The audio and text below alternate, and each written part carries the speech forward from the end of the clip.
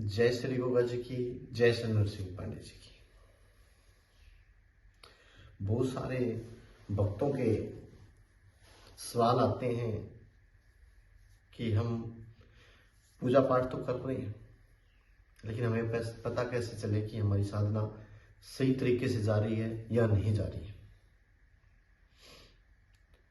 तो इस वीडियो के माध्यम से हम जानेंगे कि अपने साथ कौन सी दिव्य शक्तियां हैं जो अपने साथ है, पहचानेंगे। देखो, वैसे तो सारा जो काम होता है वो अपने कर्मों से होता है। अगर आपके अच्छे कर्म हैं तो कर्मों के हिसाब से ही चलेगा। किसी का बुरा मत करो और बाबा की या अपने आराध्य की सेवा करते रहोगे तो भी आपके पास दिव्य शक्तियां हो जाती है। दिव्य शक्तियां मतलब ये नहीं है कि जैसे हाथ वो करोगे सबका भला हो जाएगा, ऐसा नहीं है। लेकिन हाँ, आप किसी को भी कोई भी अगर दुखी इंसान है उसको थोड़ा सहारा दे सकते हो, क्योंकि होना तो उसके कर्मों के अनुसार है। लेकिन कई बार हमारे कर्म ऐसे भी होते हैं कि उसकी साधना करने से या किसी भी देवी देवता की साधना करने बताने से मात्र से उनको थोड़ा आराम मिल जाता है। तो इस साधना के से हम पहचान सकते हैं कि हमारे अंदर कौन सी देवी शक्तियां हैं, जिससे हम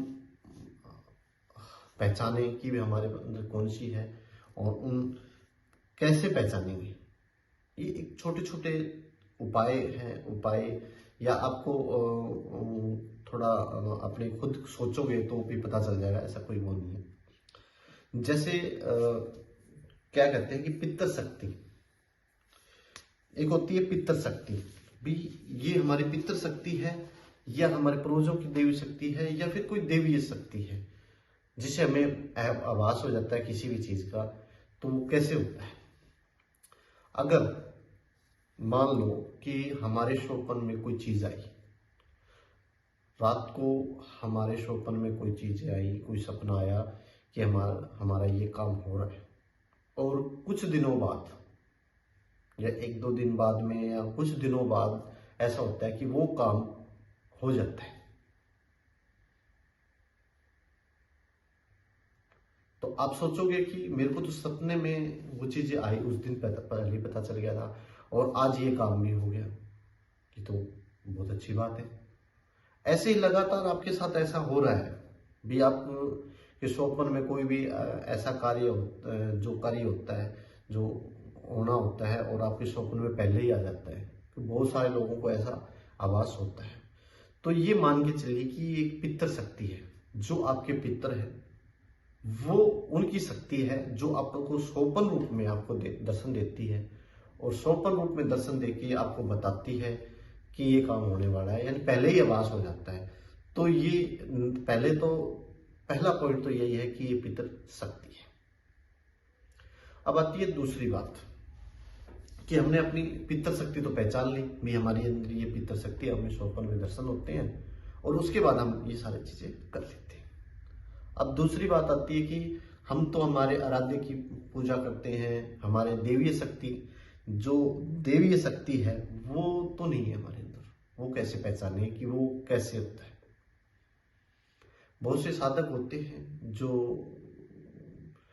सबको पता ही चल जाता है कि कौन सी देवी शक्ति है अपने आराध्य की या किसकी है। देखो, ज्यादातर क्या है कि जो अपने आराध्य की सेवा करता है तो वो ही शक्तियां आती है। ये नहीं है कि आप पूजा तो कर रहे हो गोगा जी महाराज की और आप सोचते हो कि हनुमान जी हमें वो शक्तियां दे देंगे, नहीं तो। लेकिन क्या है कि ये देवी शक्तियां होती है कई जो हमारे आराध्य देव की शक्तियां, आराध्य देव की पूजा करते हैं। तो सबसे पहले कि हमें आराध्य देव की पूजा की, तो उसको पहचानने कैसे कि ये आराध्य देव की शक्ति है या हमारे पितरों की शक्ति है, कैसे पहचाने?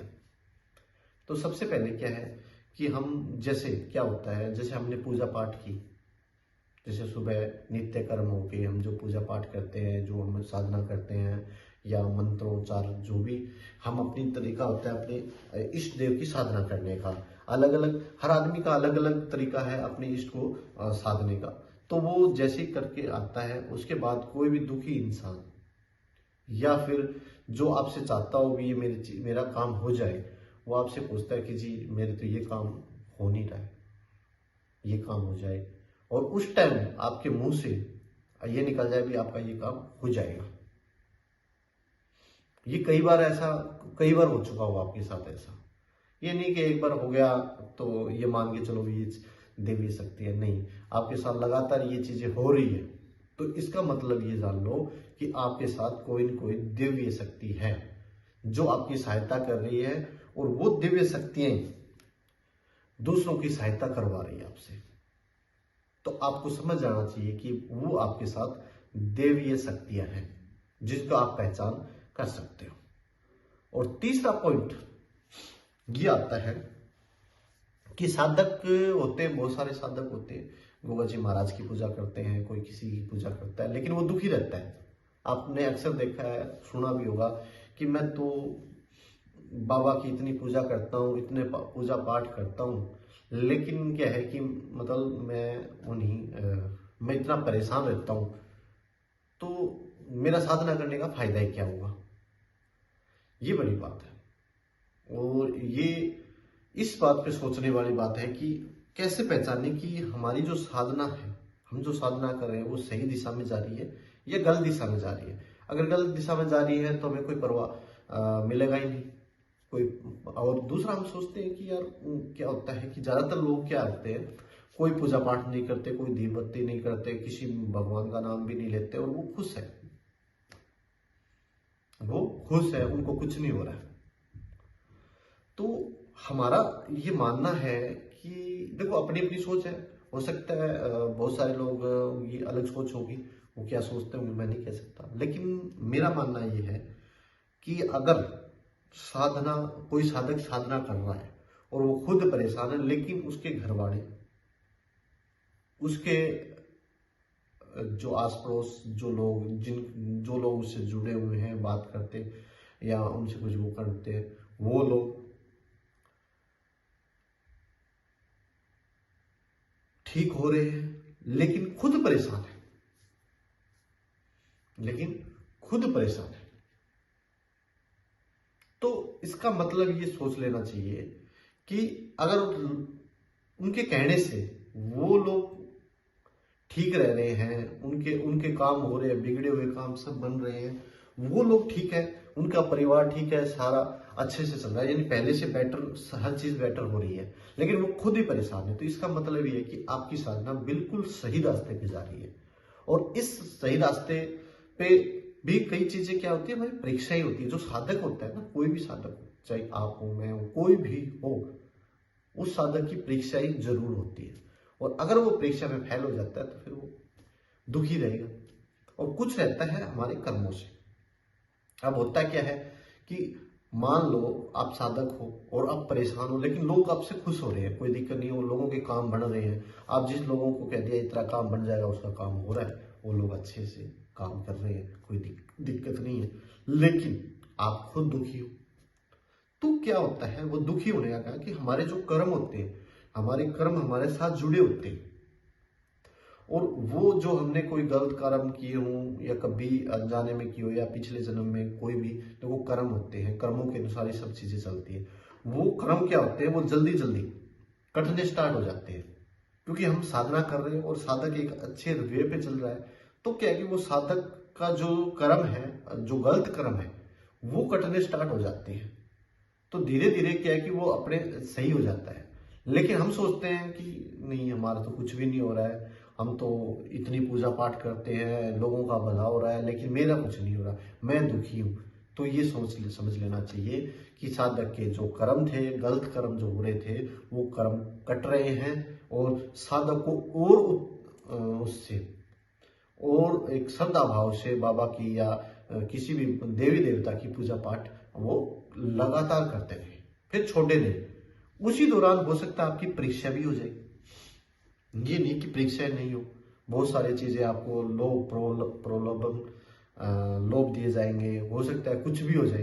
तो उस साधना में अगर आप ये चीजें करते हो और उसमें फेल हो जाते हो, तो फिर वो जिंदगी भरी फेल हो जाते हो। फिर आपको ना तो दूसरा का आप भला कर पाओगे ना हो। आपने देखा होगा ज्यादातर साधक क्या होते हैं, पहले जैसे स्टार्टिंग में साधना करते हैं, वो लोग साधना करते हैं, उनके हाथों से अच्छा भला होता है, लोगों के बड़े बड़े काम बढ़ जाते हैं बताने मात्र। देखो होता उनका ही कर्म है, ये नहीं है कि आप अपने कर्म से जोड़ के उनको दे रहे हो, नहीं आप नहीं दे रहे हो, लेकिन उनके कर्म है, लेकिन वो आपसे जुड़े हैं, एक दिव्य शक्ति के माध्यम से जुड़े हैं, एक भगवान के माध्यम से जुड़े हैं, इसीलिए वो आपसे जुड़े हैं और आपने उनको रास्ता बता दिया तो उनके काम हो गए।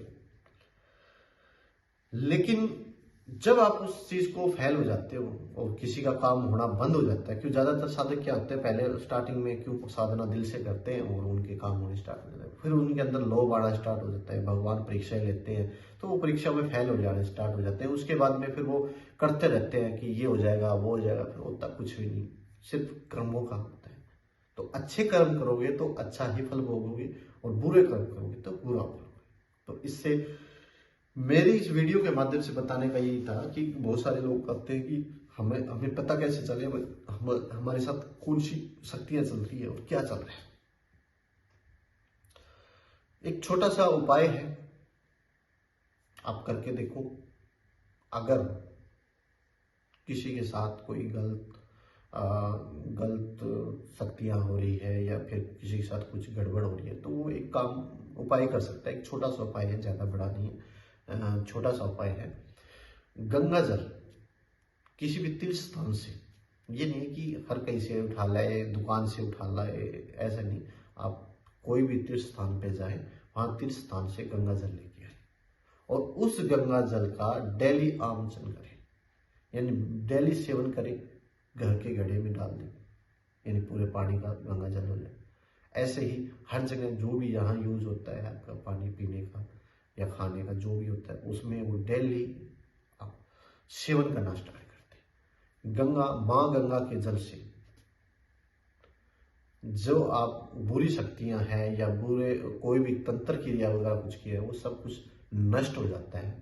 तो आप ये चीजें कर सकते हैं। एक छोटा सा उपाय है, करके देखिए और आप खुद महसूस कीजिए, कोई गलत चीज नहीं। माँ गंगा के पवित्र स्थान से आप जाके भी आओगे।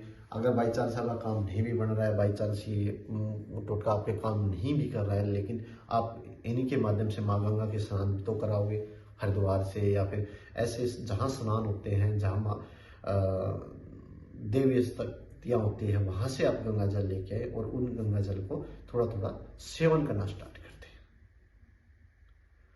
मैं राकेश पुजारी गोगा जी मंदिर से आप सबका स्वागत करता हूं और मेरी इस वीडियो के माध्यम से आपको बहुत कुछ सीखने को भी मिला हो और हम आगे से आगे नई से नई चीजें जानकारी आपके पास लेते आ रहे हैं। जय श्री गोगा जी की, जय श्री नरसिंह पांडे जी।